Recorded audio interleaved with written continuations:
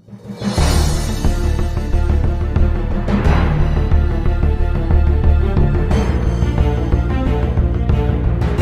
everyone, this is Tamanna, and in this lecture we are going to discuss about circular motion, which is an important application of Newton's third law. So अगर आपको याद हो, हमने first lecture में mechanics के उसमें polar coordinates की term में वेलोसिटी एंड एक्सेलरेशन की वैल्यू फाइंड की थी. सो वो वैल्यूज़ मैं यहाँ पर डायरेक्ट यूज़ करूँगी, बिकॉज जो पोलर कोऑर्डिनेट है हम उसी का यूज़ करते हैं सर्कुलर मोशन के केस में. So see what was the results. Now for velocity, that is V vector was equal to r dot r cap plus में r theta dot theta cap, and this result in terms of plane polar coordinates. Okay, and for acceleration the result was r double dot minus of r theta dot square r cap plus में r theta double dot plus में 2r dot theta dot. सो ये results हमने find किए थे first lecture में.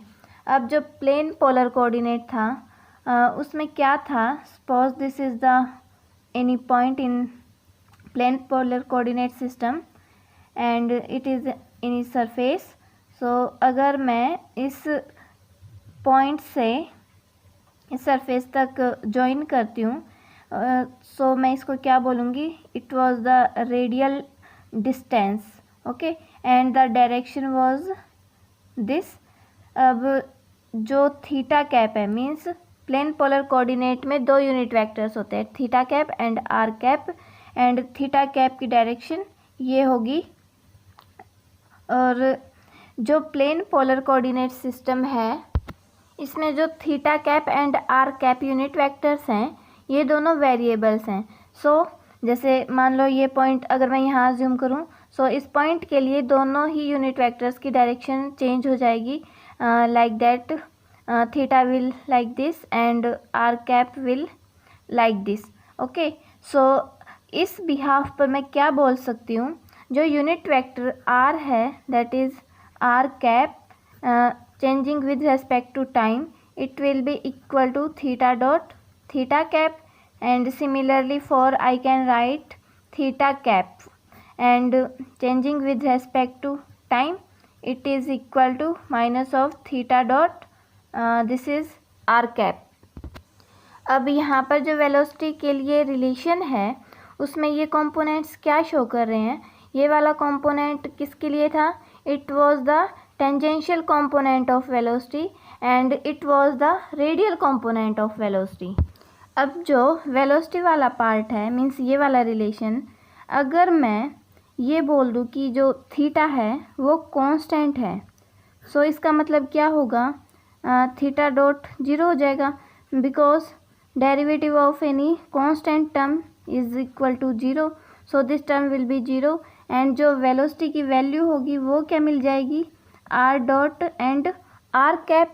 सो यहाँ पर इसका मतलब यही है कि अगर थीटा कांस्टेंट होगा तो वेलोसिटी जो है सिर्फ वो रेडियल पार्ट में होगी, only contains radial part if theta is constant. Okay, अब इस रिलेशन का मतलब क्या हुआ, सपोज करो जैसे ये कोई भी सिस्टम है, means plane polar coordinate system है, और हम कैसे डिनोट करते हैं, इस तरीके से, this is the position vector and any point is here. अब देखो कोई भी पार्टिकल है या बॉडी है वो इस डायरेक्शन में मूव कर रही है, that means it's radial part is changing. Okay, and the direction is this, but here the theta term means जो ये डायरेक्शन है यूनिट वेक्टर थीटा की, ये चेंज नहीं हो रही है. इसका यही मतलब है कि जो पार्टिकल होगा वो सिर्फ एक ही डायरेक्शन में मूव करेगा, न कि थीटा की टर्म्स में चेंज होगा. और अगर हम इसी रिलेशन में जो आर वाली टर्म है उसको कांस्टेंट माने, सो क्या होगा, it will be suppose r is constant and जो r डॉट होगा means dr/dt it will be equal to 0। So जो रिजल्ट होगा वेलोसिटी के केस में, सो ये क्या मिल जाएगा हमें, r theta dot theta cap. इसका मतलब क्या है, हमारे पास अब थीटा की टर्म्स में वैल्यू है, दैट मीन्स जो थीटा होगा वो चेंज नहीं हो रहा है यहाँ पर।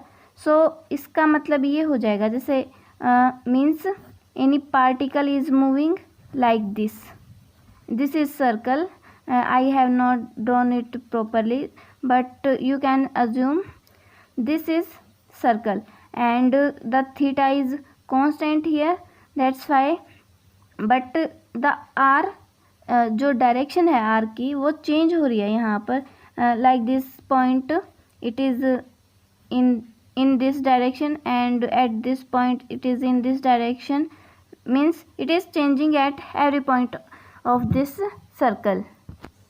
And the one important thing is what, let's draw the coordinate system for this circle, and this is the origin and also the center of this circle, and here see, अगर मैं इस circle के origin को कहीं और मान लूँ, सो ये वाली जो स्टेटमेंट है हमने ये फाइंड की है, सो इसको डिफ़ाइन करने के लिए हमें कुछ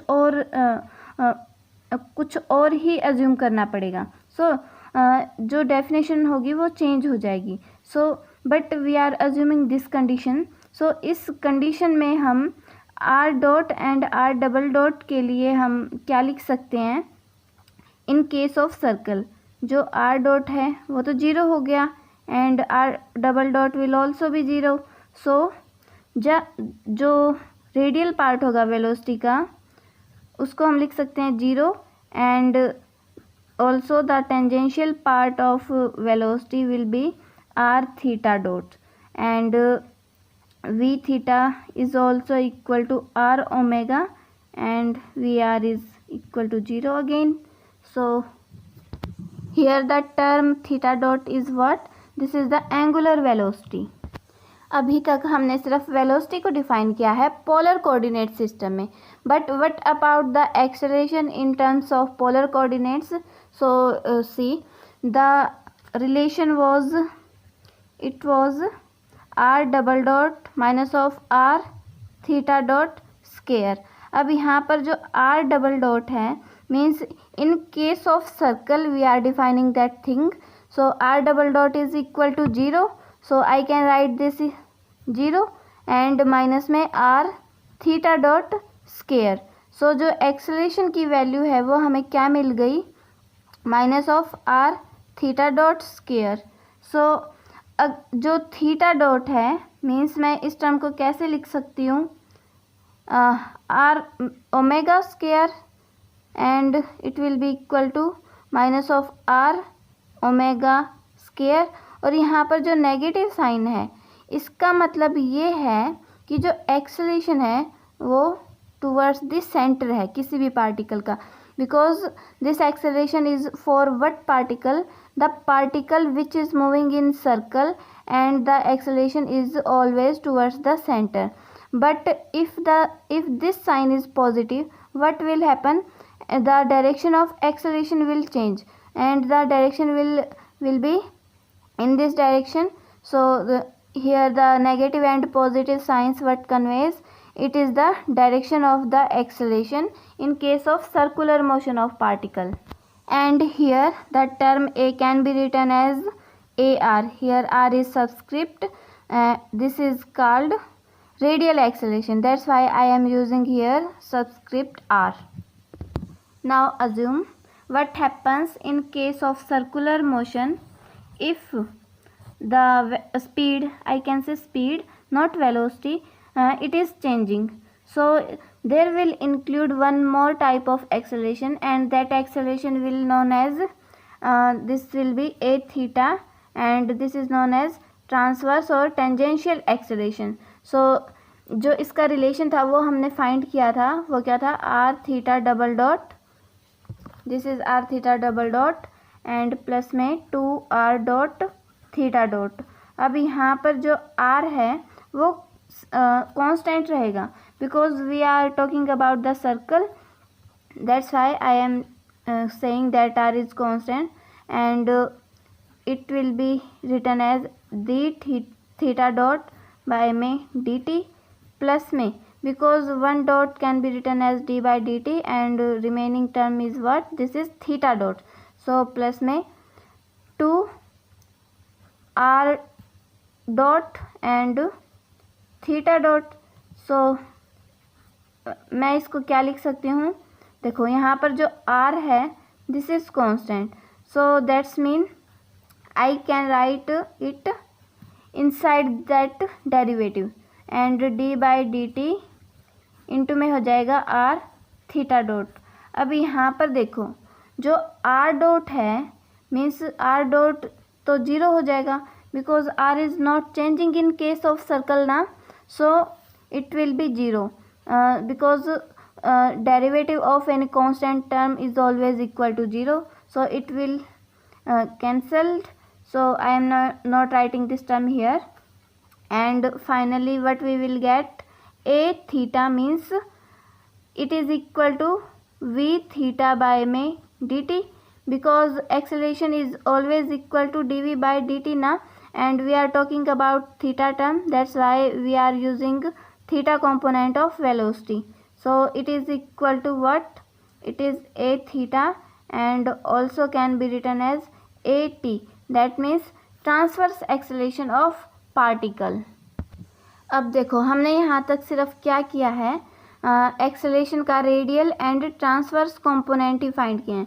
सो अगर मैं शॉर्ट में लिखूँ, जो रेडियल कंपोनेंट है एक्सेलेरेशन का वो क्या है, this is minus r omega square, and इसको मैं और मॉडिफाई करके क्या लिख सकती हूँ, minus of v square by में आर, क्योंकि जो वी होता है वो आर ओमेगा के इक्वल होता है, और अगर मैं इस रिलेशन को यूज़ करूँ that is it will be equal to omega is equal to v by r, and by substituting this value in this relation we will get this term.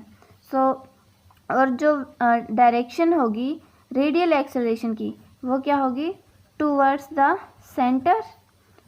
okay, and अब देखो this is the radial acceleration, and जो transverse acceleration that is a t, या फिर आप बोल सकते हैं a theta, and it is equal to, यही relation हमने find किया ना, this is v theta by में dt, and this is called tangential acceleration. okay, and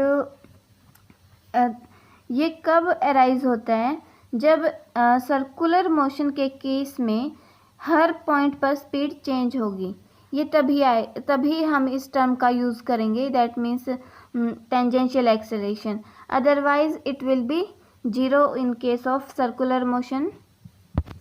अब देखो हमने अभी तक है ना सिर्फ सर्कुलर मोशन का कौन से वाला पार्ट डिस्कस किया है, जिसमें मीन्स जो मोशन है वो कांस्टेंट है, this is not variable. So what if we assume that the motion is not constant, so see what will happen there. Now see what happens in case of uniform circular motion, or I can say that constant circular motion. So here if velocity is constant, so its derivative will be equal to 0, and remember जो tangential component होगा अगर velocity constant है, सो ये वाला component include नहीं होगा, वहाँ पर सिर्फ रेडियल कंपोनेंट ऑफ एक्सेलरेशन ही होगा. This is the most important point, I can write here the most important point, very important. Okay, and the value of radial acceleration क्या होगी, that is equal to minus of v square by r, या फिर हम बोल सकते हैं omega square are. अब ये तो था यूनिफॉर्म सर्कुलर मोशन के केस में, but C what happens diagrammatically in case of circular motion. This is circle and this is the center of it and this is the radial part. Okay, so any point is here and it is moving like in this direction, so its velocity will be in this direction. and circular motion के case में जो acceleration होगा वो towards the centre होगा, because there is negative sign. So AR is equal to minus of V square by R. And similarly ये तो सिर्फ हम इस वाली पॉइंट के लिए बात कर रहे हैं, but in case of this point also the acceleration will in this direction and velocity will be in this direction, and similarly for this point velocity will be in this direction and acceleration will in this direction. So what is happening here, the direction of velocity and the direction of acceleration is changing according to condition ना, means किस point पर particle है उसी के according दोनों की direction भी है. So this is the diagrammatically view of uniform circular motion. So here what we can say that the acceleration is not constant in case of circular motion. This is the CIRC. So this is the most important point, and I have written this point here, that's why you can learn it more effectively.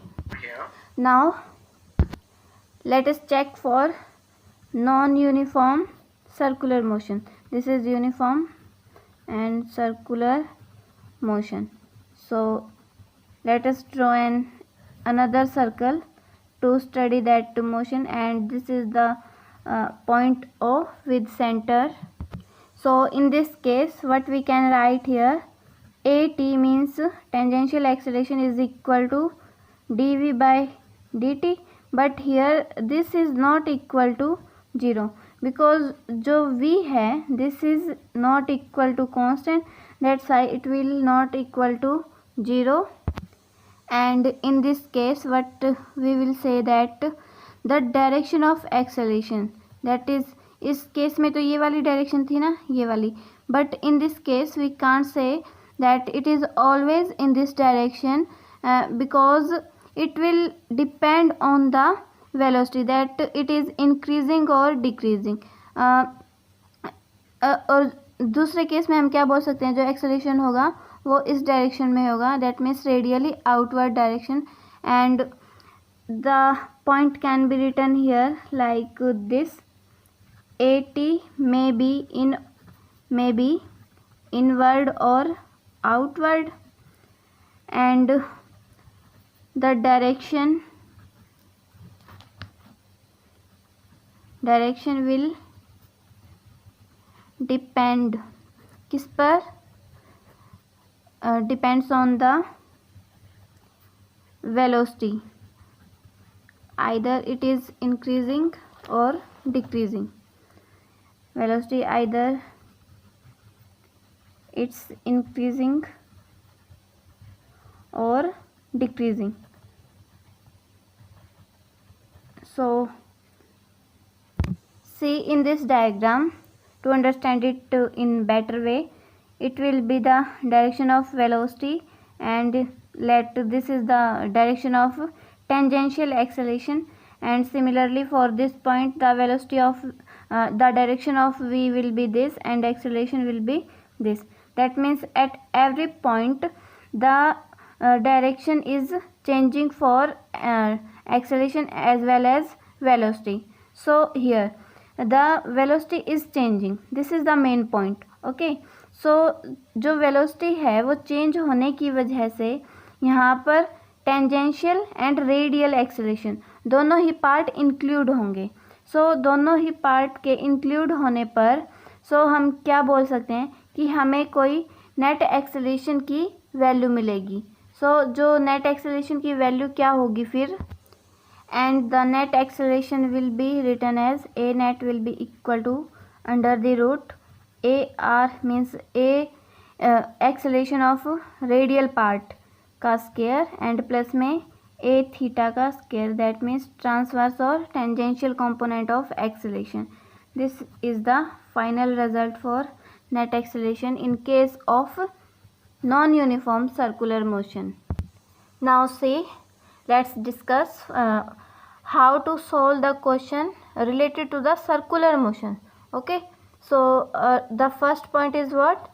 specify position vector that is r cap of particle with respect to center of particle at any general time t. So देखो, हम circular motion के case में एक coordinate system तो define करना ही पड़ेगा. And suppose करो this is the coordinate system and particle is moving like this in any circular part.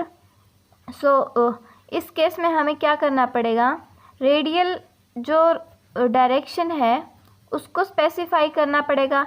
And the radial direction is what, this is the direction of unit vector that is r cap.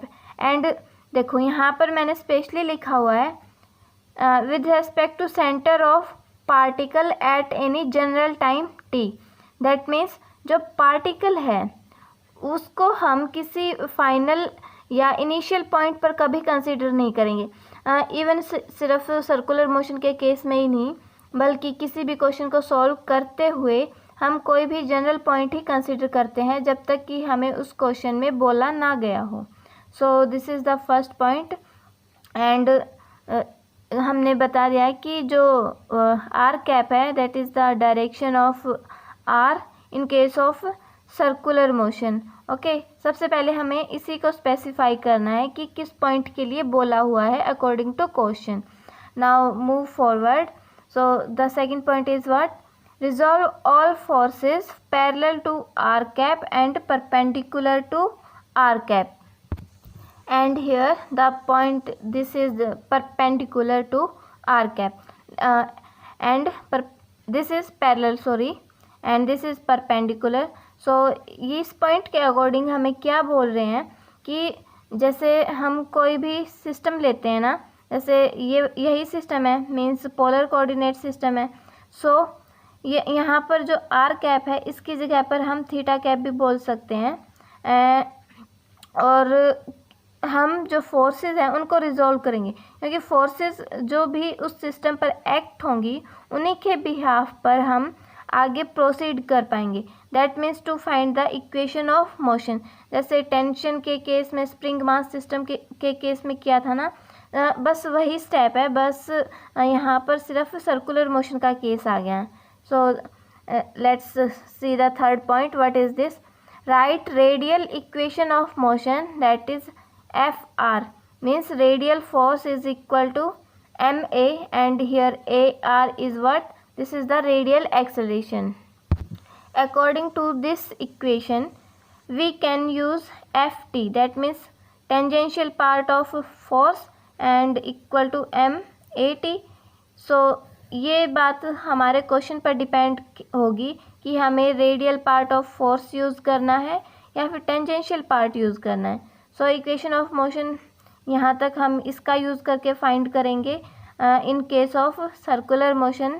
And the next point is what, if circle is horizontal then consider equilibrium in vertical direction. Circle के horizontal होने का मतलब क्या है, circle will be like this. Okay, and अगर हमें इस case में मीन्स इक्विलिब्रियम पोजीशन फाइंड करनी है, सॉरी फाइंड नहीं, हमें कंसिडर करनी है, मीन्स जो नेट फोर्स होगी वो 0 होगी. इक्विलिब्रियम का मीन्स तो यही होता है ना. सो इसमें हम क्या अज्यूम करेंगे, फिर जो अपवर्ड फोर्स है वो डाउनवर्ड फोर्स के इक्वल होगा. Here we have given that this circle is horizontal. That means according to Newton's third law जो नेट फोर्स होगी in vertical direction, that means like that, okay, in this direction. So these components will always be 0 if the circle is horizontal. So this is the fourth point. And see what the fifth point is. If V or omega is variable and we have to find V या फिर omega, here V is velocity of particle in circular motion and omega is angular velocity, then we can use these either ways. So अगर हमें circular motion के case में velocity या फिर angular velocity हमें find करनी है, तो हम उसको फाइंड करने के लिए क्या करेंगे, हमारे पास 2 लॉज हैं. First one is conservation of energy and second one is tangential equation of motion. So according to the first point means conservation of energy. So हम इस लॉ का यूज़ कब करेंगे अगर हमें वेलोसिटी या ओमेगा को फाइंड करना है. I have written in red pen. This is the important. Okay, so it is used if no resistive force is available. That means अगर मान लो हमें जो सरफेसेस है वो सभी स्मूथ गिवन है या फिर किसी और भी तरीके से जो सभी रेजिस्टिव फोर्स हैं अगर वो जीरो हैं तो हम कंजर्वेशन ऑफ एनर्जी का यूज़ करेंगे. But in any case if resistive force are available in the given question या फिर उस सिस्टम में, so we will use the tangential equation of motion. So then जो टेंजेंशियल कंपोनेंट ऑफ एक्सेलरेशन होगा वो किसके इक्वल होगा, डी वी टी बाई में d t. Here v t is what, this is the tangential component of velocity and it will not be equal to 0. See here this is the tangential part. That means we are talking about the tangential component of velocity.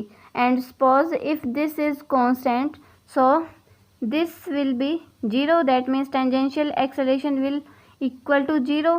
So but this is not constant, that's why it is not equal to 0. And to find the equation of motion we use this equation. Okay, so see, and in this point in some cases if we have v and omega as function of t then to find ar and at. इसका मतलब क्या है, अगर हमें given हो v and omega ये दोनों ही time के फंक्शन हो, सो हम एक्सेलरेशन कैसे फाइंड करेंगे, means radial acceleration and tangential acceleration.